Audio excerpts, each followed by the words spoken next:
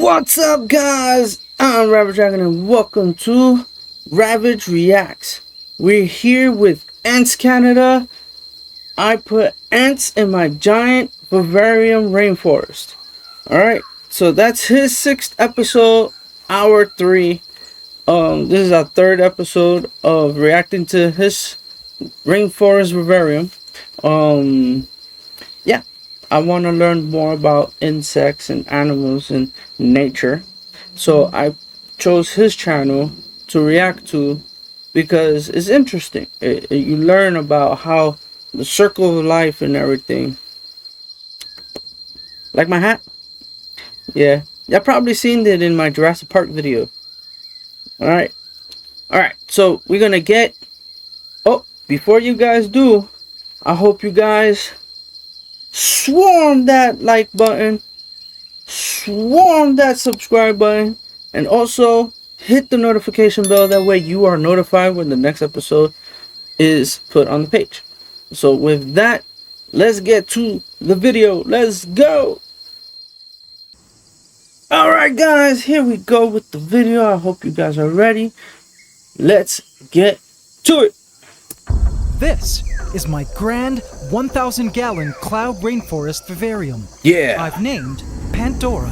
Pandora. Beautiful and majestic it stands, with its stunning array of tropical plants and even a fully automated climate. It's a personal project of mine of great scientific value, as my goal has been to recreate a real rainforest ecosystem within glass. And my, has it been an epic biological journey thus far. But the real action was just about to begin. I've been eagerly awaiting the big day that I could stalk the vivarium with animals. That day has arrived. All I call this right. monumental event Gaia, i.e. the Great Animal Integration Advent, where I would release an initial team of creatures to jumpstart the ecosystem. But little did I know, when I finally did fulfill my animal fantasies by adding in all the creatures, my seemingly fun experiment and rendezvous with Mother Nature would quickly turn out to be an eye-opening Pandora's box. And the sequence of events that occurred after throwing in a bunch of animals together in a vivarium shook me to the core. This is the craziest story of what happened when I finally added animals into my Ecosystem Vivarium, Part 6 of my Ecosystem Vivarium series, when our Rainforest Vivarium Pandora officially becomes Mother Nature's Game of Thrones. Here on the Antscanada Ant Channel. So I want to make mention here he is going to add insects that a lot of you might not like or y'all freak out about. It's roaches and also spiders. I suggest that you watch and try to learn about these creatures so you can actually tolerate seeing them on screen and it don't bother you. I could understand when they're actually on you and you freak out. Yes, that's understandable. But you should learn about these insects to lessen the freakiness, to lessen the blow of you freaking out, basically. Alright, so we're gonna get to it, and I hope you guys stick around. Okay, here we go with the Antscanada Ant Channel. Adding animals to my... Subscribe to my channel and hit the bell icon. Rainforest Vivarium. Thank you. I will enjoy. I approached Pandora, overflowing with anticipation and a bit of nervousness. Did you catch that pun there? Anticipation. I opened the doors to the vivarium and Let's looked go. around. I couldn't believe the moment to add in more animals had come. Yes. I say more animals because, as shown in the last episode, I had already placed in a house gecko earlier that day as a test introduction. And just 2 days prior, was surprised to discover that a large array of creatures had already taken up residence in the vivarium, introduced via the vivarium's decor and plants. Let's go. From spiders to termites to beetles, millipedes, baby grasshopper, and colonies of ants that had begun to compete for resources and wage war against one another. These very primal lands we created were already teeming with life. But to effectively recreate a rainforest ecosystem within glass, Yeah. I knew I needed the biodiversity saturation that exists in a real rainforest. And so, my initial selection of animals were all waiting in their containers to Okay. be placed inside. AC family, Pillbox. let's do this. Yeah. First, So I would like to make mention, those that might not know at all, he's actually in, was it Southeast Asia? He's in Asia in a tropical climate. He does not live anywhere here in the States or in Canada. He used to live in Canada. He was born and raised in Canada, but he moved out there and has an animal sanctuary. So he's copyrighted the name Antscanada. So he's using it because he already copyrighted the name. So therefore, that's why it's Antscanada, even though he's not in Canada right now. All right. The other thing also is that he researches how to make things fit, and like he said, it's an experiment. So those of you, don't freak out. This is an interesting thing, and it's to learn, for us to learn about nature and insects and the circle of life. All right. All right, here we go. I started with the largest group of animals I'd be placing in. Okay. Detritivores. These creatures would work hard in the ecosystem to break down rotting vegetation and material. Okay. So there's a lot of insects that I've seen out here in the city that I never knew what the hell their purpose was for. A lot of the times, we just run into them and then we kill them. I mean, what their jobs are gonna be on concrete is not the same as being in the dirt. So it's just what it is. What it is. So Detroitivores, never knew what the hell that was before this channel. So now I know. First up, isopods. Whether you call them roly-polies, shellbugs, pillbugs, or Pillbugs. potato bugs, these amazing crustaceans were my top choice for detritivores. Crustaceans. I had several varieties. I placed them into Pandora one by one. Oreo crumble. In you go. Red panda. In. Red panda. Anemone. Go. Anemone. Murina. Be free. Murina. Panda. Interesting. I love their little panda eye spots. Panda. Red koi. In you go. Whiteout. In. And papaya. Papaya. When they were all in, I marveled at the sight of all of them exploring their new forest floor. It was neat to see their different color patterns. There's a red koi with a whiteout and a papaya, and there's an anemone getting butt pushed, and another red koi running through. The isopods instantly went straight to work, munching on decaying leaves and vegetation. I want to point out that he mentioned them as crustaceans. So a lot of you that don't know that, we like to eat shrimp, they're considered the cockroaches of the sea. I want you guys to realize that. Okay? All right. So let's continue. Just as I'd hoped they would. Yes, my beloved isopods. Feed and go forth to multiply in these vast lands, now yours to populate. Go and live forth! fruitfully. Next, in this container, one of the scariest, most disgusting creatures on Earth, in my books, but For also him. important detritivores in the ecosystems. Very important. Earthworms. Earthworms. Yuck. Oh man, I'm so worm-phobic. It's not even funny, nor does it even make sense, as they're harmless. It doesn't. It slithered like a disgusting organ out of sight, thank goodness. I dropped several of these huge earthworms around Pandora, and they instantly burrowed into the ground. I want to ask Antscanada, does he reshoot those scenes where he's in front of the opening of the Vivarium and he just do those scenes? Like sometimes I'll do certain scenes like behind the green screen back here, and I'll put like I'll do certain green screen stuff and whatnot, and it'd be dead quiet. It's different when you put the video together and it sounds so cool, it looks cool and whatnot, but while recording, it just be dead silence. I wonder if he does that. Like he records the scene in dead silence and then he puts it in the video. Go forth and consume organic material in Pandora, you dreadful creatures of the soil abyss. Their waste would also be excellent fertilizer for all the plants. Dreadful creatures of the soil abyss. They give me the heebie-jeebies. Don't! I also added these cuties. Not worms, but beetle grubs. Beetle Not sure grubs. what species they are, but they're probably rhino beetles. As grubs, they feed on root systems and decaying wood, so they will have a great time maturing in Pandoran soils before emerging as adult beetles above. So, I'm not into the animal world like that. I never knew that beetles were like that when they're larvae. I always assumed that they were like small little tiny versions of them and then they grow big. Like insects like roaches and whatnot. I thought that they were like that, the beetles.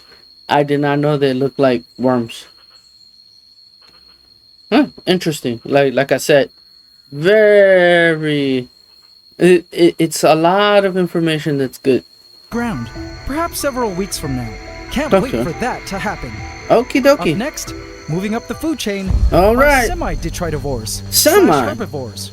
Roaches are some of the top players in forest ecosystems. There you go, that roaches. fill this niche, helping in breaking down organic material and vegetation. These are Turkestan roaches, and beside them, dubia roaches. Dubia. Some of my favorite feeders for insectivorous pets. These roaches. At least they're not the German roaches that we have in New York City. Ugh, so annoying. Roaches breed very quickly. Yes, they do. A lot of vegetation and we know organic this. matter within the vivarium. In, my beloved roaches, go forth and be fruitful. Pandora is yours to discover now. I know a lot of you from the city are like, how can he put that in there? I also have one large mama. She is a Madagascar. That's a hissing cockroach. Also a tropical forest roach. She's also pregnant, so she'll be seeding a new generation of Madagascar hissers within the lands. They have those in the Bronx Zoo. Enjoy your new home and seed it with thine offspring. Oh, but the cockroach fun is not over yet, AC family. I have left the coolest roaches for last. These look cool. Pseudoglomerus magnifica. They look Metallic like beetles. Emerald cockroaches. Look at them. They're literally like shiny jewels. Aren't they stunning? These roaches love decaying material and wood and will make excellent players in our rainforest ecosystem. Now these are just youngsters.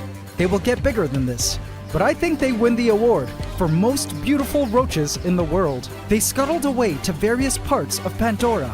It was then that it occurred to me that the roaches look more like shiny beetles, which is possibly what these roaches are mimicking in the forests they're from, seeing as a lot of animals have a distaste for hard-to-eat beetles, but love a juicy roach. Go forth, my shiny roach jewels. Hey, there's our gecko. Oh, the Next gecko. on the food chain are true herbivores. True And for that, herbivores. I have orthopterans, basically the order of crickets, grasshoppers, and katydids. First up is this interesting looking grasshopper. Katydids. This is a slant-faced grasshopper, which gets its name from its elongated face, which you'll see better in a bit. Let's place you inside, little one. I prodded it with my finger, and it hopped, grabbing onto a vine. Great target accuracy. It swung on the vine like Tarzan. See its Tarzan. face? How funny, right? Next is this The way gorgeous he says big it. brown lady. How funny, She right? is a brown leaf katydid. Ooh. And feeds on vegetation and tree material. She gets her name, Katydid. of course, because her body looks like a dead leaf, allowing her to camouflage well among the foliage of a forest. Unless somebody Come wants to with me, eat my it. fine Lady Katy. or something. That's her name. I opened her container and allowed her to crawl out on my hand. What a giant! She then suddenly took a leap and landed right on the back of the Hallelujah tree stump. I know a lot of y'all are like, oh my god, he let that thing crawl on his hand. He's been dealing with insects for a while. This is not like new and his channel is new. No, he's been teaching about insects like ants, mostly ants, for wow, years. It's been years. So, you know, he handles them with ease. It's like how everybody gets used to things. Like you see the people who handle tigers and lions and big cats, and you sit there going like they're just petting them like they're regular animals. They had years of experience. The ones that don't have experience are the ones that usually end up on the news, and that you should know. All right, let's continue. Against the wood, she looked right at home. Enjoy Pandora, my brown leaf girl. I had a normal green grasshopper. Ooh. It crawled out of the container, and with a little tap on its butt, it jumped and landed on a far-end asparagus fern. So he says, a little tap on his butt. Be careful. You don't want to, you don't want that kind of publicity.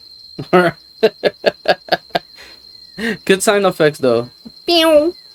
Finally, some of the noisiest of orthopterans, crickets. Crickets. These are native forest crickets, and they're also a favorite food for many insectivorous animals. Yes, it is. They eat all kinds of things, from vegetation to decaying organic material to even other insects and each other. One thing that I would have to say is I never knew that crickets feed a lot of animals, and the fact that crickets are still around amazes me. I did not know that so many lizards, birds, ants, all kinds of animals eat crickets, and it's like, how are they still around? I thought they would be gone with how many predators they have. It's wild. Crickets are savage, and I really wanted them to be part of Pandora too. Okay. So I placed them in. Now you might be wondering what that tub of soil is for. Well, that tub is full of eggs. If you fill a little container with moist soil and place it into a cricket enclosure, the females with their long ovipositors will almost immediately begin laying their eggs into it, as you can see them doing here. Okay. Those long ovipositors are used like needles stabbed into the ground, so the eggs can be buried at just the right depth. There you go. I buried this cricket egg tub so that the next generation of crickets could be Pandoran natives. There you go. All right. And now that all the herbivores were in, it was now time for what I'm sure a lot of you are waiting for. We're moving up the food chain now to the predators. Predators. Arachnophobes, look away and just listen until I say it's safe, starting with this baby huntsman spider. Now when I say baby, I mean baby. That's a baby. I also have an adult huntsman, which is an absolute monstrosity of a spider. It's not monstrosity. Now, I'll be adding this baby. The moment I opened the container, it ran out and jumped for its dear life. Luckily, it jumped into the tank and not out of it. Based on the angle of the jump, it was about a 50-50 chance. I also placed in a gorgeous male jumping spider That looks I found cool. hopping around my home.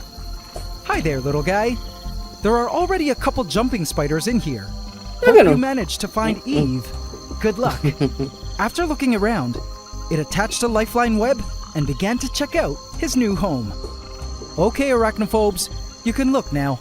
Now, along with the house gecko I added in earlier, these were all the lower level predators I would be adding for now. Because I wanted the prey animals to start breeding and establish first, before unleashing the higher level predators / apex predators. Hang in there, my predatory beasts. You will be joining them soon. I would be coming back for them, starting with the ant colony. Yes, I'll be adding a stealthy predatory species of some very giant ants by the end of this video. You'll see them soon. But the first phase of Gaia was complete, as the rains began to roll through, baptizing Pandora and all its new creatures with life-giving, invigorating waters. I closed the doors, feeling a sense of gratification and excitement to see how Pandora's ecosystem would take shape thereafter. But little did I know, what would surprise me the most over the next couple of days was how many of these creatures would actually be dying at the mercy of Pandora's now amped up ecosystem. Nothing could have prepared me for the chain of events that would ensue starting the first night after Gaia. One of the things about the vivarium, the fact that he has the water in the corner, obviously you already know that a lot of insects are going to end up drowning. That's obvious. But besides that, all the insects that he has in there are they help the cycle of keeping the ecosystem running. Sometimes when you don't have certain animals or insects, it the ecosystem starts collapsing. So that's why it's good to know the balance. So a lot of the insects that he put in before, like the first ones, they're the ones who take care of any decay. And that's where you got to start off with.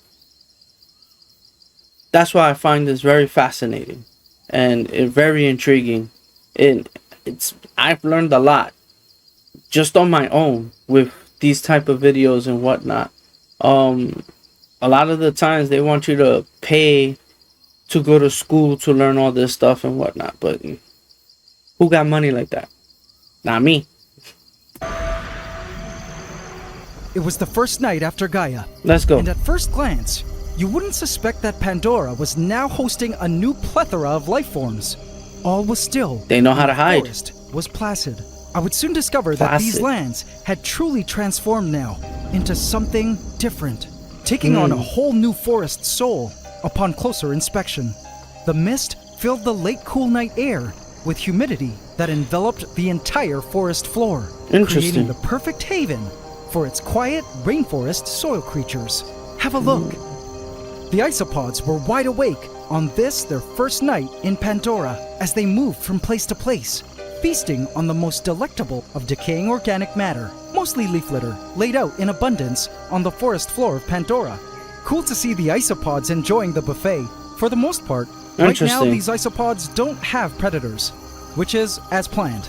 Because at the I moment, want them to establish a good colony first, before I start placing in creatures that eat them. And turns out, they already were. See that baby? Shh, it's sleeping. I find the isopods to be really cute and almost alien or robotic looking in anatomy. I love them as the tritovores.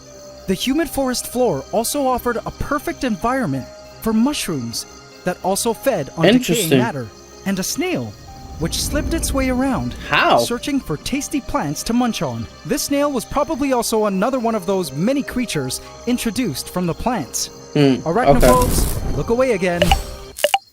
So, when he says that, he didn't buy these plants from a store or anything like that. He got them from the area, because a lot of his area is wooded. Obviously, is like tropical there. They have, what was it? He has his own animals, but he has it like an animal sanctuary. So he'll take care of some of the animals and then he releases them back into the wild. I don't know what the hell it is. I think it's an accent. Like I have a New York accent and certain words don't come out the way that they should be sounding like. I have to speak like this, for it is intuitive for us to understand one another. Alright, so let's get back to the video. A baby spider, also probably unknowingly introduced, oh, baby spider on its web, not noticing the huge huntsman, also a baby, that lay in ambush. The baby huntsman had found the perfect location to catch the humidifying fog as it rolled through. I spotted a herd of termites moving in the distance, termites, probably foraging for new wood. The resident orb weaver spider's wheel-shaped web gathered water droplets, creating a stunning artwork piece signed by Mother Nature. The Madagascar hissing roach was climbing the side mesh in search of a suitable place to retire before sunrise. I don't know about y'all, but every time I see a roach, I have the urge to stomp it. I think it's my environment. Since they're a pest to us, I have the urge to stomp it. I don't know about y'all, but unfortunately I have that urge because they're a pest in the city. Up in the canopy, our brown-leafed katydid was awake and feeding. It was eating vine material and skin. It stopped when it saw I was filming. No need to be camera shy, my lady Katie. Up on the vines, the marauder ants were trailing and busy at work. Surprisingly, the ants leave the katydid alone, and don't Okay. bother her as they crawl across the vines. Ah. The marauders who had been up all night were still up and about. They never seemed to stop working. They had lots of prey animals to feast on now. And sure Okay. enough, I would discover they'd be getting their fair share of the feast soon. But Feast? enemies were waiting on the sidelines, hoping to Enemies. steal their share of Pandora's now enriched resources. On the western end of Pandora, up on the moss wall, Oh, wow. an encampment had been cut out into the soils. The black crazy ant nest had been positioned Black right crazy at one ant of the nest. bromeliads. The site gave the black crazy ants the perfect vantage point to plan their next move within Pandora. And look, the colony was already producing males. See Wow. it with wings? This black crazy ant colony surely had queens too. And I say Interesting. queens because black crazy ants are polygynous, which means their colonies possess many egg-laying queens. That's something that I never knew about ants either. I probably mentioned that I don't know too much about ants. I only knew like ants and that's it. But there are different types of colony of ants. You have those that have one queen, and then you have those that have multiple queens. I never knew none of that, to be honest. The only ant I ever knew was Adam ant, and if y'all know, y'all know. Okay, let's go. What makes things worse is the queens possess the ability to clone their previous ex-lovers. Meaning what? Their sons are genetic replicas of their previous mates, with none of the queen's DNA. So you just basically said to women that the guy that they broke up with can clone that guy and they'll keep him. Yeah, that's a scary thought. Technically, these males can mate with their biological sisters, and there would be zero inbreeding happening. It's That's a genetic crazy. hack, and why this invasive species of ant has become a major pest in many parts of the world. This black crazy ant colony was about to explode in numbers, and it worried me greatly, especially because it looked to me like these black crazy ants were gearing up for something big. I wasn't sure what yet, but little did I know, I was about to find out what these black crazy ants were secretly plotting. Anyway, I noticed they too were trailing across the upper vines. I could make out their signature crazy sporadic movements. Like the marauders, they also use the extensive vine network to access various parts of Pandora. It Interesting. seemed a lot of animals depended on these vines for both travel and sustenance, as I spotted a jumping spider stealthily traveling across, hunting for its next meal. Oh, The okay. vines themselves That were looks now taking interesting. on a life of their own. That looks cool. Check out their new air roots, Oh, which the what the hell? banyan vines were now sending out. Crazy Banyan. to think that these vines were alive, Banya, banya. and soon an entire banyan tree would be growing here. All parts of the Interesting. vine were sending out these fresh pink air roots towards the ground. It made me a bit nervous, though, to know that the vines were cloning themselves into a tree, because banyan vines are very powerful creatures and would Yes. surely burst out of my tank once it had a stronghold footing. You heard that right. He said creatures. Banyan vines are creatures. They're not animals, but they are creatures because they are living and breathing, and they also reproduce. Remember that. In the soils and decor. On the other hand, I was excited to see a true canopy with full-out leaves at the top of the tank. That looks And cool. look, in fact, the leaves have started to sprout. Super cool. The Yeah. banyan tree had begun to make its presence known. It was the first day after Gaia. I spotted life in various unexpected corners of Pandora. Look, our pretty house gecko. Hey, the look at first that. animal member to be intentionally placed into Pandora. Look at those beautiful wavy slit eyes. It's sleeping. Judging from the slit, she was asleep now, as these geckos don't have eyelids. The slits just kind of close when they sleep. She Yeah. snoozed hugging the driftwood. What's cool about these house geckos is their species is almost entirely composed of females, and they end up laying eggs without having to mate, which hatch into more females. They're capable of a process called parthenogenesis, Which is also considered asexual. Asexual is that they can reproduce on their own without mating. Most of us are the other one. We need mates to create life. but asexual is usually for lizards and some birds actually, which is weird, and fish. Just kind of like a type of cloning. I couldn't wait for her to start laying eggs in Pandora. I'm sure she was enjoying all the new prey animals available to her now. Speaking of prey animals, our herbivores were out and about once the sun was out.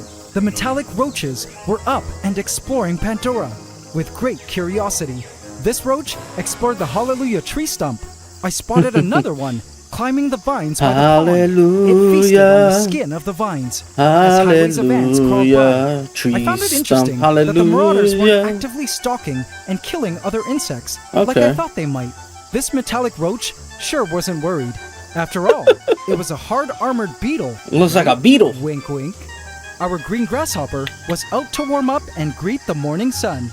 So was the slant-faced grasshopper. Cool to see it had chosen to pair itself with this philodendron, obscuring its form from predators. Philodendron? Wouldn't you agree, AC family? It looks like it's part of the plant. The crickets by far were the most active of the herbivores, and I watched this cricket graze on the various mosses in search of the tastiest buds to munch on. She tasted the different species of moss until she found the tastiest bunch that met her standards. She loved the flavor of this moss species. I noticed since adding these herbivores... Nom nom nom nom nom. That's not the sound that they make. That's the sound we make when we eat cookies. Or how would they...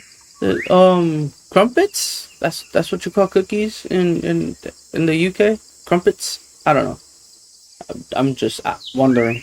Anywho, let's get back to the video. That a few chunks had been taken out of various leaves all around Pandora. Perfect to see the herbivores were doing their thing. I wasn't worried though because new plant growth was happening all over the territories. Various mini plants were sprouting from the soils everywhere. Interesting. Plants I personally didn't plant, but that were also introduced unintentionally through the soils. In terms of the plants I did actually plant in Pandora, seeds will be seeding. Many had now grown to establish new root systems within the soil. And as I'd hoped, new growth was appearing everywhere. The roots look like what? So, back in the day, in the 90s, what we did for science was we took the milk cartons, right? And we used to put a pumpkin seed or orange seed, a seed. And after a certain amount of time, if we pull the soil from the milk carton, you can see the roots growing inside the soil when you pull it out. I don't know how they stay condensed in that milk carton, but when you pull it out, they stay together, clumped up. I've never seen that before. So yeah, we used to do science experiments in school when I was younger, back in the 90s. I don't know if they do that still in today's school and here in New York City, but they should. Alright, let's get back to the video. Remember the tiny baby grasshopper from the last episode? I spotted him again. Yeah. Oh, okay. But this time, he seemed bigger. They grow up so fast, don't they? They're insects. What do you expect? A movement caught my eye in the nearby driftwood. Uh-oh. Oh man, the black crazy ants were trailing on the Hallelujah tree stump.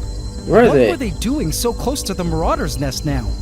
Look, there was the opening to the marauder nest, and just a few inches away, the black crazy ants were trailing, seemingly excited over something.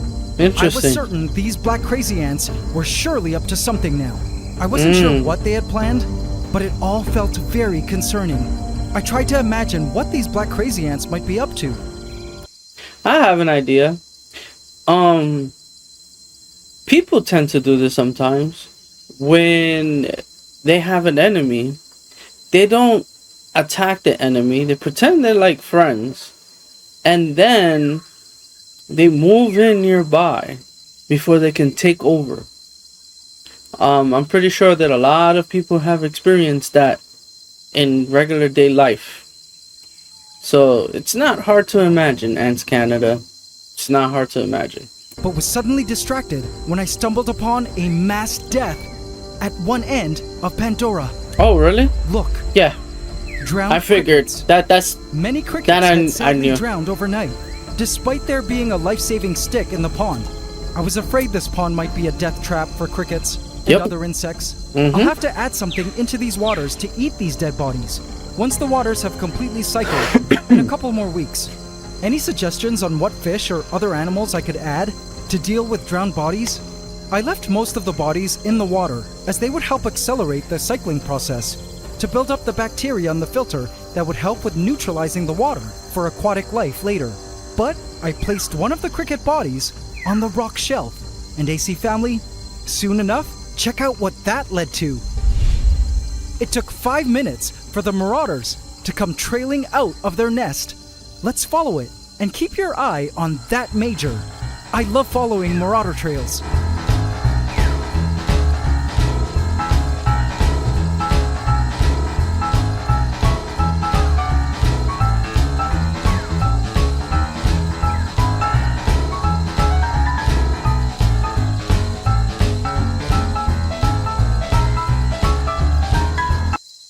He's got good taste in music. I like music like that. It's good music to fall asleep to. It's relaxing.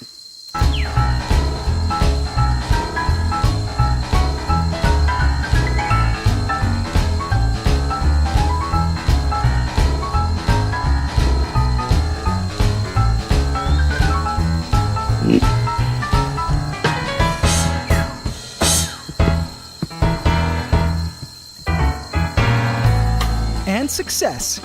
The marauders would be having a feast today on a cricket. Oh, I was okay. sad that we lost a lot of adult crickets in one fell swoop due to the pond, but I knew more were on the way, and this was all part of the ecosystem doing its thing to achieve balance. But what I didn't expect was who else I discovered would be losing their lives at the harsh hands of Pandora the next day. Oh, who else? What the hell? The second night brought rains to Pandora's territories. I loved how peaceful Pandora was every time it rained. This was one He of my blessed the favorite rains views down within in this tank. There was something so Pandora. magical about watching it storm within it. It looks Therapeutic nice. and calming. Nature was truly amazing in these very serene and beautiful. So basically, also, when it comes to that, when the weather is like that here in New York City, being at the Bronx Zoo also gives that same feeling. That serene, calm. I don't know why. I think it's because they made the Bronx Zoo similar to like a jungle type of thing. So when you're in there, you get like this sense of type of feeling in the Bronx Zoo. I don't know. I guess it's just me, maybe. I don't know. Beautiful moments in Pandora, and it was an honor to experience it with you guys. The rains had caused the vines to really start growing. Look at the budding leaves now. By sunrise, behind this rock wall, I chuckled spotting this dubia roach, who had tucked itself into the soft, giant mossy duvet behind the rocks, perfectly dry from the storms. Now that's some 5-star accommodation. Look at how comfy it looks. Interesting. Sadly, it wasn't all a bed of mosses for all the Pandoran creatures, as overnight, A pond, more dude? animals had lost their lives. Oh, A super major was making its way back to the nest along the hugely active marauder trail. Why were the super majors dispatched? I soon found out why. Massive food catch coming through. The grasshopper one of the had grasshoppers. either died naturally or was seized by the ants and was now being hauled all the way home to the tree wow. stump. Wow! This AC family is another one of my ultimate favorite things to witness. Watching a swarm of ants cooperatively carry a huge prey item back to their nest. Let's just sit back for a moment and watch this awesome scene that happens every day for these ants in the wild, but was now taking place here in Pandora for all of us to actually enjoy.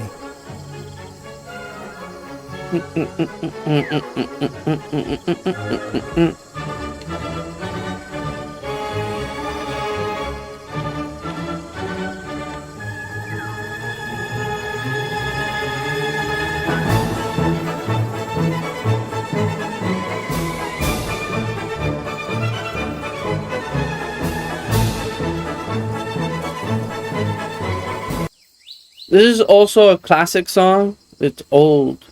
I don't remember the name of it. See, with me, I've heard a lot of these classical songs, but nobody's ever really said the names of the song or who composed them. I only know like Johann Sebastian Bach. I know Beethoven. I know him. Yeah, those are the ones that the names are always said. But yeah, you get what I mean. All right, let's get back to it. This camera is really good the because ants rejoiced in a festive clamor as they paraded their new catch along their hunting trail, cut out in the soil.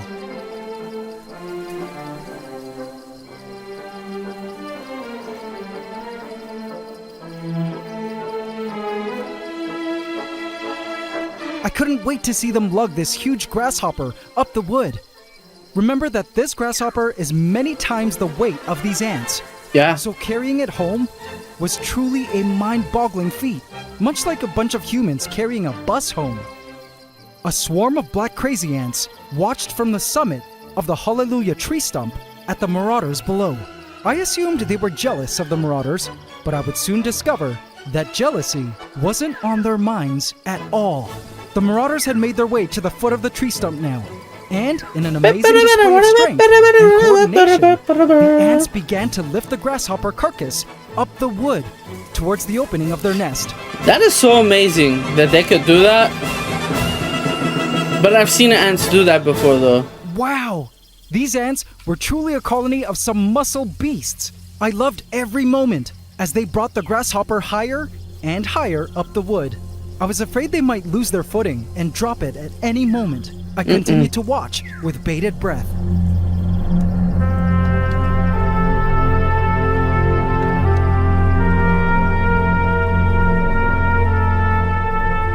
Then this music.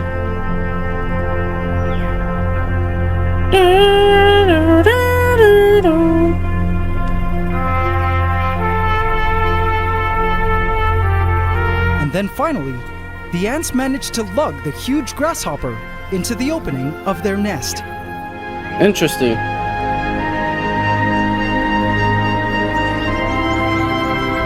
And I burst out laughing as I spotted a dubia roach come rushing out from an upper opening, smelling death wafting from below it. It did not want to become the marauders' next meal. He went, nope, not me. Needed to find a mossy duvet somewhere. Nope, But not as me. awesome and fun as this moment was for the marauders, I couldn't believe what I would be spotting next. With all this new food, no marauders had a reason to leave their nest, and their once very busy trails were now for the first time empty, which set up the perfect opportunity for the black team to make their next strategic chess move. Check. Some white sporadic movements caught my eye up the back of the Hallelujah tree stump. What is that? No way. Oh no. My heart sank when I realized what was happening. The black crazy ants moved swiftly, but silently, carrying their brood to the top of the Hallelujah tree stump, where they had found a darkened cavern somewhere to call their new home. Ah! The black crazy ants were moving into the...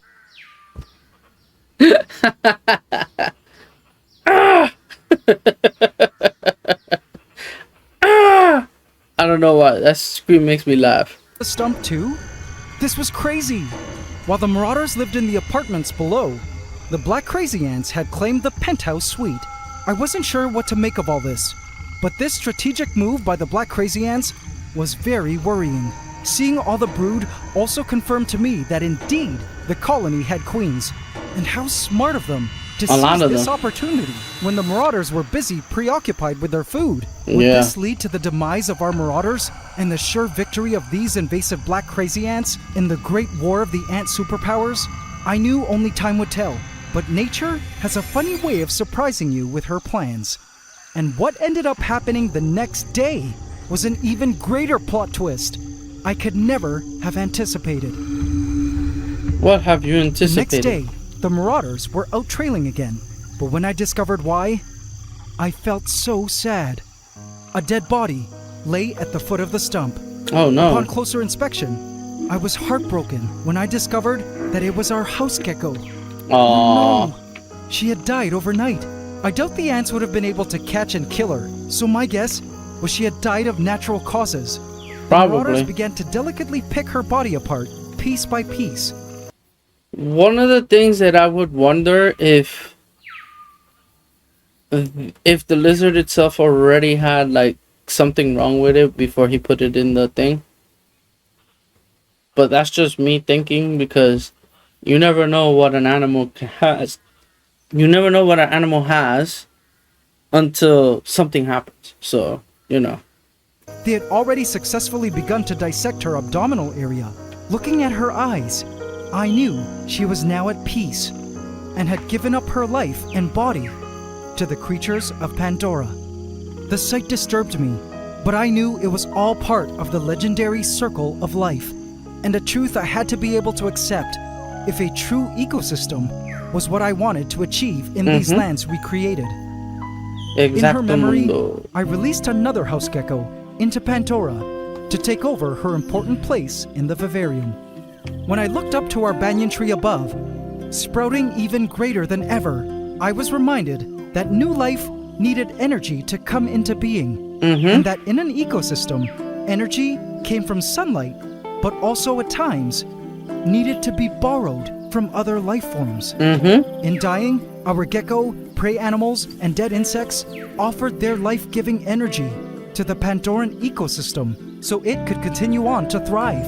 All of life on Earth was like this, and Pandora was just a microcosm of the huge biological tapestry to which we all belong. The hissing. The next day, that's I a was cricket. surprised to find that the huge bud of vine leaves I watched grow over the past few days had been eaten, probably by our brown lady Katie. Its remains were left on the forest floor for other animals to eat.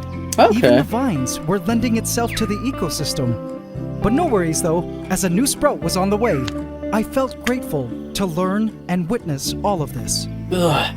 Over the next few days, I monitored the activity of the black crazy ants, and surprisingly, they didn't attempt to go to war with the marauders.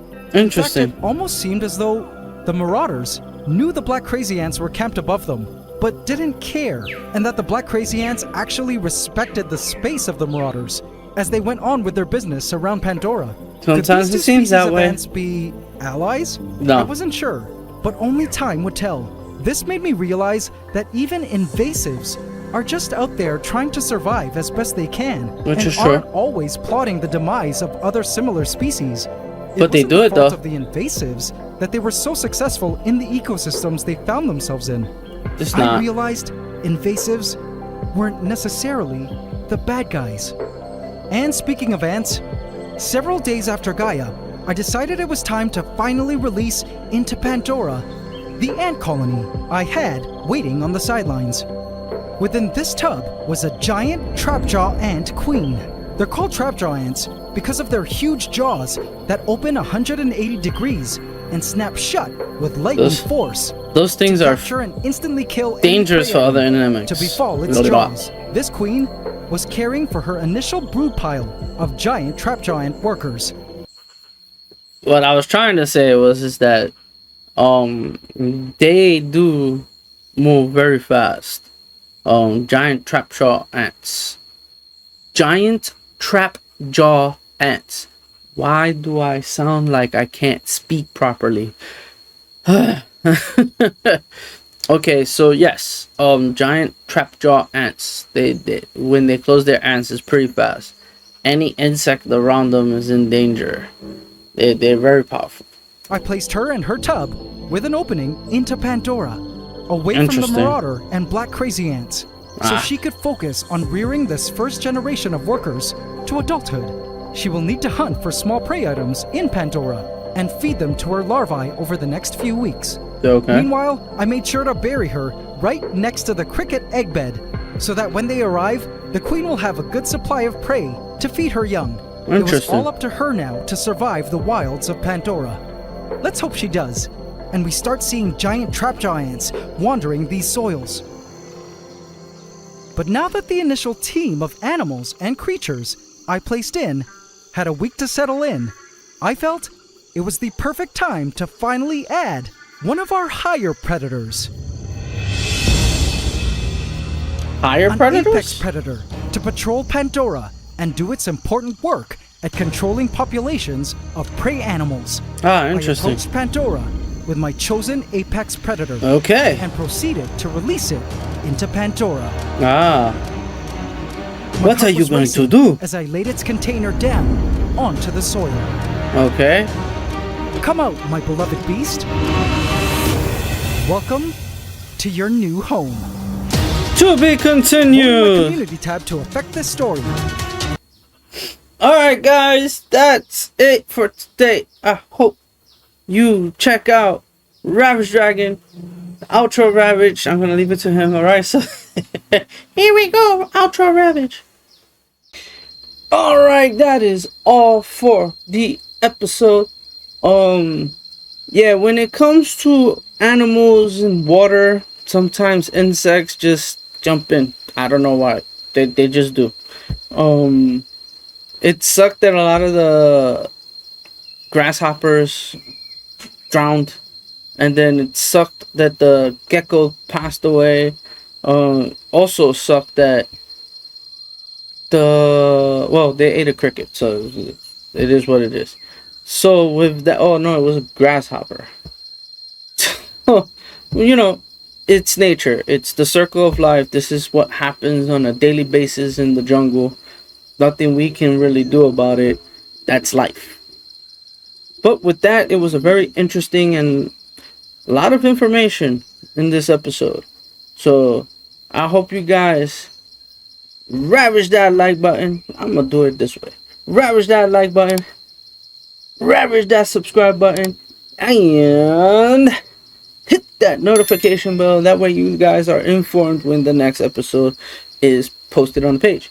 So with that, I hope you guys enjoyed this episode. Also, for you guys to like, follow, and also subscribe to Antscanada. They're on there. They're a pretty big channel now. I want them to get bigger. Alright, so with that, catch you on the next one. Peace out, everybody. It's the circle of life. Bye.